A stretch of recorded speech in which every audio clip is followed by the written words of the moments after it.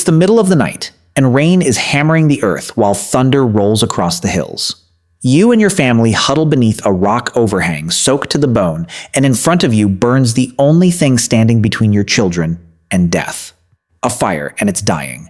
Wet skin loses heat about 25 times faster than dry skin, so if the flame goes out, the cold begins a countdown. Tonight you can't simply build another fire, because every stick, every leaf, every blade of grass is soaked. Rubbing wet wood together will produce nothing, and beyond the edge of the firelight predators are waiting. Leopards hunt in the rain while hyenas thrive in the darkness, and the only reason they haven't come closer is the flame. For ancient humans, this wasn't an unlucky night. It was every wet season for hundreds of thousands of years. Most people assume prehistoric humans simply made a new fire whenever they needed one, but they didn't. Anthropologists documented societies living beneath some of the heaviest monsoon rains on Earth that survived for thousands of years without ever learning to make fire from scratch. They couldn't create a single flame, yet they always had fire through every storm. By the end of this story, you'll know how they did it, and why keeping one fire alive through endless rain may have been one of humanity's greatest survival achievements. The moment the rain wins, 3 clocks begin ticking. The first is the cold, because even tropical wet season nights can become deadly. A soaked body loses heat rapidly, hands stop working, thinking slows, and hypothermia can kill within hours. The second is predators, because fire changes the balance between risk and reward. Light smoke and crackling flames keep hunters away. Once the fire dies, that protection disappears. Rain also helps predators by masking sound and washing away scent. The third is food, because ancient humans depended on cooked food. Cooking unlocks calories, and many scientists believe it helped our brains grow larger. Our bodies evolved assuming fire would always exist. The obvious solution seems simple: make another fire. But creating fire through friction is one of the hardest survival skills to master, because it requires perfectly dry wood, dry tinder, and precise technique. During weeks of monsoon rain, none of those materials remain dry. Even wood stored under shelter slowly absorbs moisture from the humid air. If a fire died during the rainy season, it might stay dead for weeks. Back beneath your shelter, the storm grows stronger while wind drives rain sideways, and every drop that reaches the coals steals away precious heat. You can no longer think like a fire maker. You have to become a fire keeper. But where did the very first fires come from? Nature. Long before humans controlled fire, lightning strikes, volcanic eruptions, and wildfires created it. Scientists believe our earliest ancestors didn't invent fire, but they stole it. Imagine lightning splitting a dead tree, and every animal runs away except one upright ape that walks toward the flames, carries a burning branch home, and brings the power of fire back to the group. But the same storms that created lightning also brought rain. During the wet season, replacement fires rarely survived long enough to be collected. Every stolen flame became priceless because it might be months before another appeared. From that moment on, prehistoric humanity lived by one unbreakable rule: you cannot replace the fire, you must never let it die. The first weapon ancient humans used against endless rain looked like defeat: ash. To most people, ash means a fire has died, but to a firekeeper, it meant survival. When heavy rain approached, they didn't try to keep large flames burning, because tall flames consume fuel quickly and expose the greatest surface to the rain. Instead, they let the fire burn down until only a bed of glowing red coals remained, then buried those coals beneath a thick layer of ash. The fire looked dead, but it wasn't. Ash insulated the embers, protected them from rain-reduced oxygen, and forced the coals to smolder slowly instead of burning away. Properly banked, a fire could survive for 12 hours or more. At sunrise, the keeper brushed away the wet ash, uncovered the glowing coals, added dry tinder, and the flames returned. There was no need to drill new wood or start another fire. Archaeology shows this technique lasted for immense spans of time. At Kizim Cave in Israel, researchers found a central hearth reused for tens of thousands of years, with layer upon layer of ash, marking one successfully preserved fire after another. At Wonderwork Cave in South Africa, evidence of controlled fire dates back roughly 1 million years older than our own species. The knowledge of protecting fire began long before modern humans. Back beneath your shelter, you've done the same thing. Your coals lie hidden beneath their blanket of ash, while the rain hisses harmlessly across the surface. Then lightning flashes across the valley. For a moment, you see the river rising toward your camp. By tomorrow, this place may be underwater. You'll have to move, and you'll have to carry your fire. How is that possible? The answer appeared in 1991, when hikers discovered a body emerging from alpine ice. Scientists named him Otzi the Iceman. Among his belongings was a small birch bark container holding glowing charcoal wrapped in fresh maple leaves. He wasn't carrying the knowledge of fire. He was carrying living fire. The fresh leaves restricted oxygen so the ember would smolder slowly while the birch bark protected it from rain, snow, and wind. It was a portable fire container more than 5,000 years old. Instead of transporting flames, ancient people transported embers. They reduced the fire to a single glowing coal, sealed it carefully, and carried the tribe's future with them. That responsibility usually belonged to one trusted individual. One careless mistake could destroy the fire that had survived countless storms. Firekeepers also relied on another remarkable material, a fungus growing on dead birch trees called Fomes fomentarius, or tinder fungus. Once prepared, it didn't burst into flame. It smoldered for hours. Even in damp air, it continued burning slowly, making it ideal for carrying fire through rain. Archaeologists found prepared tinder fungus with Otzi, and similar material has been recovered from ancient sites across Europe, dating back tens of thousands of years. Ancient humans understood exactly which trees, fungi, and materials could preserve fire when everything around them was wet. That knowledge became an entire survival technology built to defeat the rain. Morning finally arrives. The rain still hasn't stopped. You brush away the wet ash, and beneath it the coals are still glowing. Your fire survived the night. Now you face the next challenge. Fuel. Your fire survived the night. Now it needs fuel. Step outside your shelter and everything looks useless. Every fallen branch and log has been soaked by days of rain.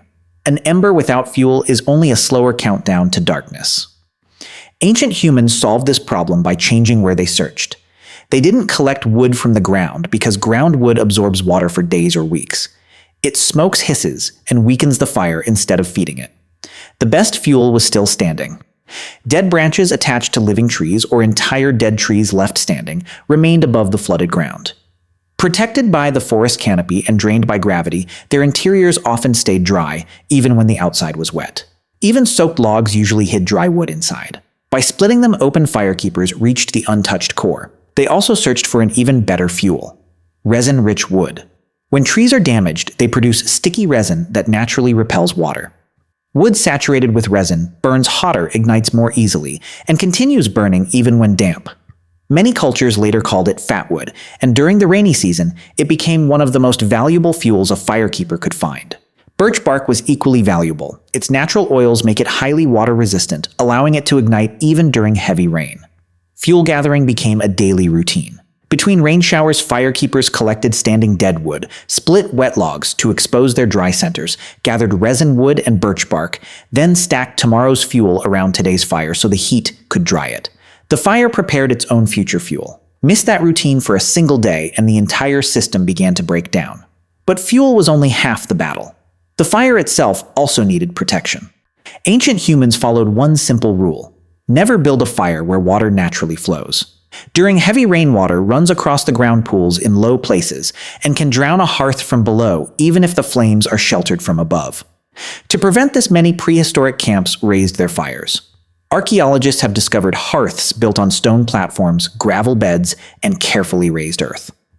These structures lifted the coals above floodwater, while the surrounding stones stored heat and slowly released it back into the fire. The second rule was to place something between the fire and the sky. Rock overhangs, cave entrances, and dense tree canopies weren't chosen only to shelter people. They sheltered the fire. Researchers noticed that prehistoric cave hearths were rarely deep inside caves. Instead, they sat near the entrance, close enough for smoke to escape, yet far enough inside to keep wind-driven rain away from the coals. Modern airflow studies show those locations were remarkably efficient. The final rule was to work with the wind instead of against it. Fire needs oxygen, but wind-driven rain can destroy exposed embers in minutes. Firekeepers built simple windbreaks from stone brush or animal hides. Positioned correctly, they blocked the rain while allowing air to reach the fire and reflected heat back toward the people sleeping nearby. Raised hearths, drainage, natural shelter, windbreaks, and heat reflection together formed a complete survival system. Some researchers even believe humans built shelters around fires, not fires inside shelters. The flame came first. The shelter existed to keep it alive. Night falls again. The rain continues without mercy.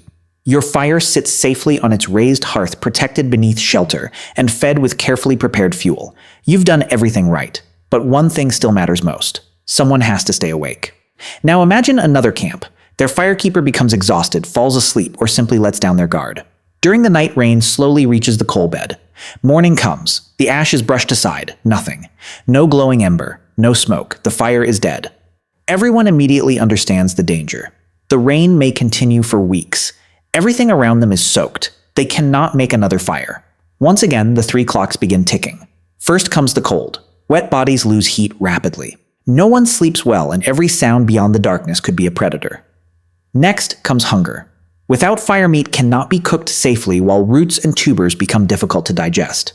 Food may still exist, but much of it can no longer sustain the tribe. Then come the predators.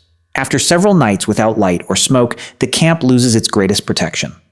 Rain hides the hunter's approach while washing away their scent, and the camp has become vulnerable. So what could a fireless tribe do? Anthropologists studying traditional societies found a remarkable answer. They searched for other people. Groups that lost their fire often traveled through the rain to neighboring camps carrying only one request. They asked for embers, and almost every time those embers were shared, even between strangers, even between rival groups. Everyone understood the same truth. The next storm might destroy their own fire. Some researchers believe these exchanges became one of humanity's earliest forms of cooperation, long before trade or formal alliances.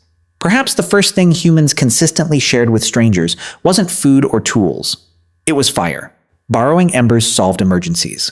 Keeping fire alive every night required something else. Studies of modern hunter-gatherer societies revealed that people rarely slept all at once. Someone was almost always awake. Some slept early, others stayed awake later, and elders often woke before dawn. Researchers called this the sentinel effect. During the rainy season, it meant the fire was almost never left alone. Someone could notice rain reaching the hearth. Someone could pull the coals farther beneath shelter when the wind changed. Someone could quietly add another branch before the embers weakened. The fire protected the people, and the people protected the fire night after night, generation after generation. Some scientists even wonder whether traces of that ancient pattern remain today. The alertness some people feel late at night, or the tendency of older adults to wake before sunrise, may be faint echoes of countless generations spent guarding a single flame through endless rain. Now we return to the mystery from the beginning. Who were the people who lived beneath some of the heaviest rainfall on Earth without ever learning to make fire? The answer lies in the Andaman Islands in the Bay of Bengal. These islands endure relentless monsoon rains conditions that extinguish fires almost everywhere else. Yet for thousands of years, isolated tribes lived there with almost no outside contact. When researchers finally studied some of these communities in the 19th century, they discovered something astonishing. Some of the tribes had no method of making fire. No fire drill, no friction fire, no flint and steel. If you handed them dry materials and asked them to create a flame from nothing, they couldn't do it. Yet they always had fire. They cooked with it, stayed warm beside it, and carried it wherever they traveled because they never allowed it to die. Everything you've seen throughout this story made that possible. They protected glowing embers through endless rain. They carried living fire inside burning wood and waterproof containers. They stored embers where water couldn't reach them. They passed fire from camp to camp, family to family, generation after generation. Their flame became an unbroken chain. A child could warm their hands over the same living fire, once protected by ancestors many generations before. That is how skilled these people became. They didn't need to master making fire. They had mastered keeping it alive. This changes how we should see our ancestors. Surviving endless rain demanded planning before the storms arrived. It required gathering and drying fuel in advance. It required raised hearths, drainage, natural shelters, windbreaks, and carefully positioned fireplaces. It required knowing exactly which bark, fungus, resin, and wood would continue burning when everything else was soaked.